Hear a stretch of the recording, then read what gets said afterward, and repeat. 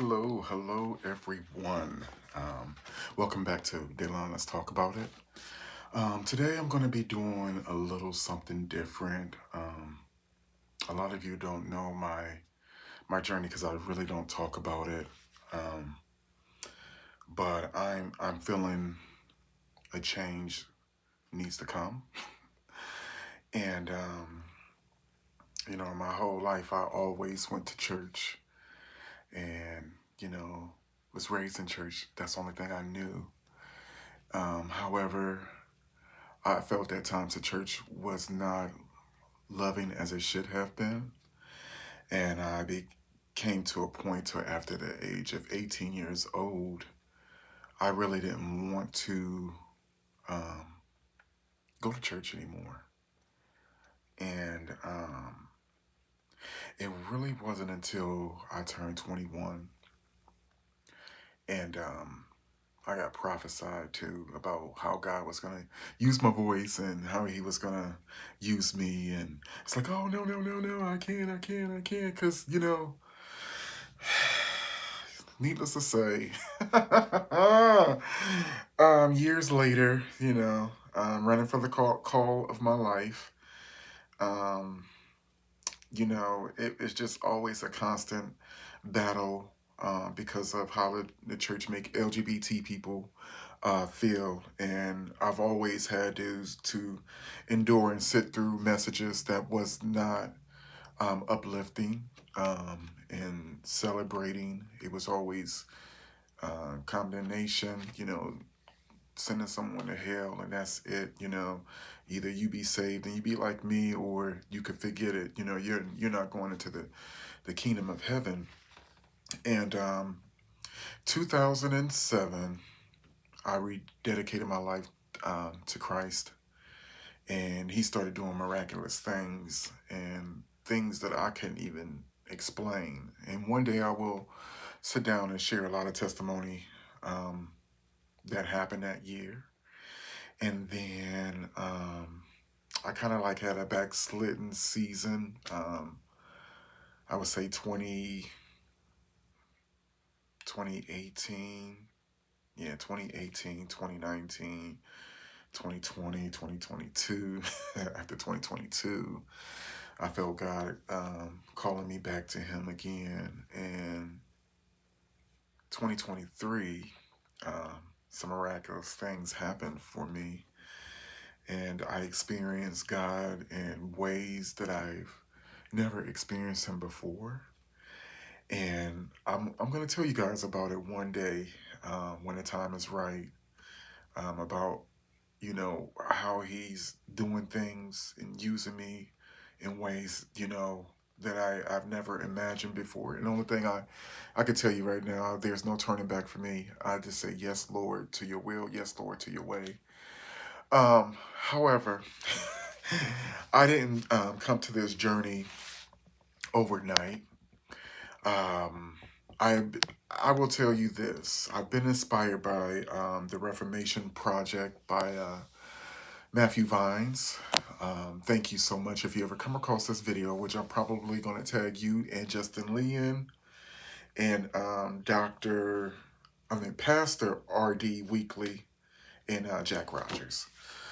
Uh, the reason why I'm going to tag you guys into this video is 2013 is was my year of I don't know what happened. I don't know how I came across these books, and it was life changing for me. I was in college at the time. Maybe that might have been it. I was in college at the time, working on my associate's degree, and I started reading these books. And the first book read was Justin Lee, Torn. That was a wonderful book. And Matthew Vines, I have not yet had a chance to read God and the Gay Christian. If I did, I don't. I'm gonna have to go back and because I was reading a lot of books that year, so a lot of times the things won't come back to me until I actually go back through and maybe read a page. But at that time, technology is not how it is now, so I have a tablet, so I'll be able to upload these books and, be able to share them with people um, as a point of reference. So then Jack Rogers, Jesus, the Bible, and Homosexuality. That was a wonderful book. I read that. And then Past, Pastor R.D. Weekly had a book called Homosexuality, Letting the Truth Win, the Devastating War Between Scripture, Faith, and Sexual Orientation. I had to write this stuff down because other than that, it was this too much. That was a mouthful right there.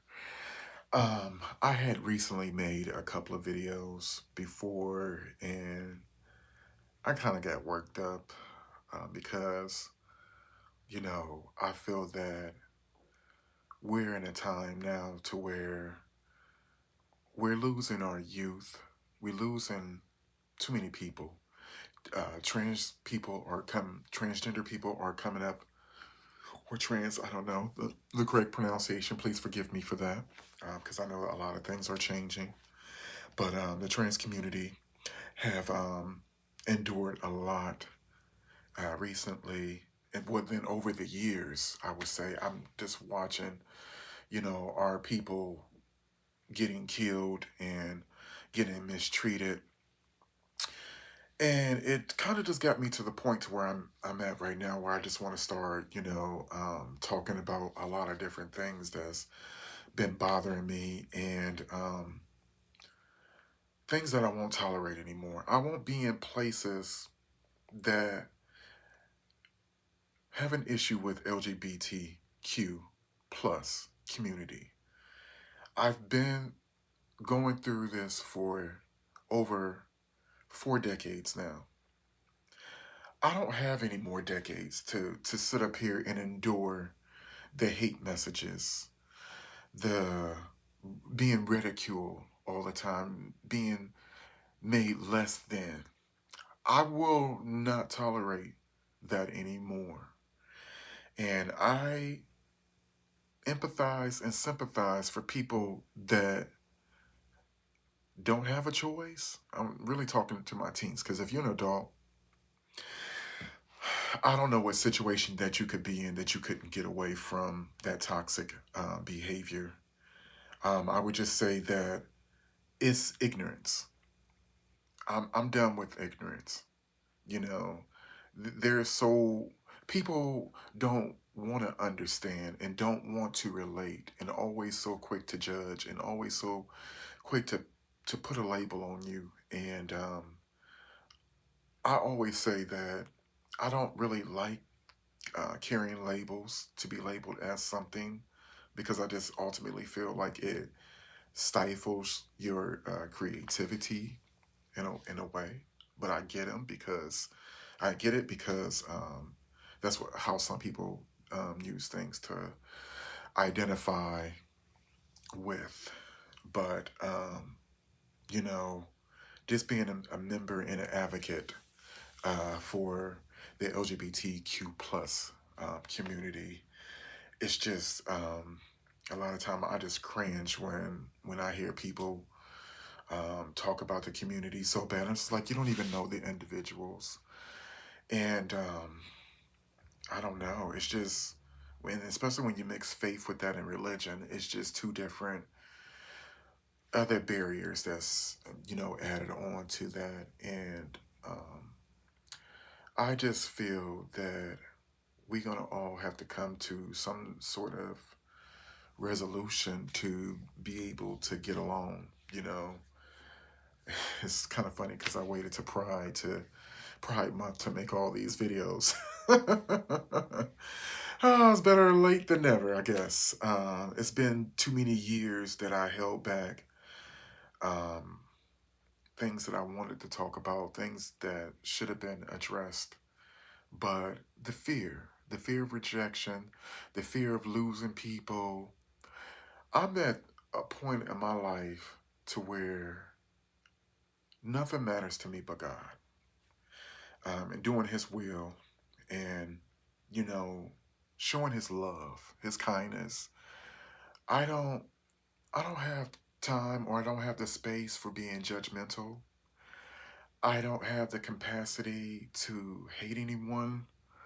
I'm filled with joy and love because that's who I am. Anybody knows me. I feel like I'm always joyous. I'm always happy. I'm always optimistic. I'm that person to where I'm always saying something encouraging to uplift someone. And I hate seeing people sad. I hate seeing people crying or in disarray.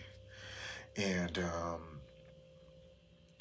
I feel that I'm coming out of my comfort zone a lot, and I'm doing things that I never did before. I'm talking about things that's kind of uncomfortable for me, and it's kind of really pushing me out of my comfort zone a lot. And this is a new beginning for me. Um, I don't know who's going to come across these videos, but I hope that they are encouraging. And for you people that always have something negative to say, please keep those comments to yourself because I really don't have the energy to go back and forth with you with Bible scriptures. I just don't want to do that. And I'm not going to do that. It's something that you're internalizing, that it's something that you need to do to make somebody else feel a certain way. And like I said in my previous videos before, the ex people that used to be in the community no longer um, is in the community. You know, thank God he healed you, but um, please don't be mean to anyone that's still in the community and is trying their best to live the best life that they can live. Because I've witnessed that myself. People that no longer identify with the community, and they personally, you know, asked me. Once I accepted Christ in my life, I was in some bad relationships in the past, and the first thing that was being asked from me was, now since you didn't came back to the Lord, are you're done with that? And I'm just like,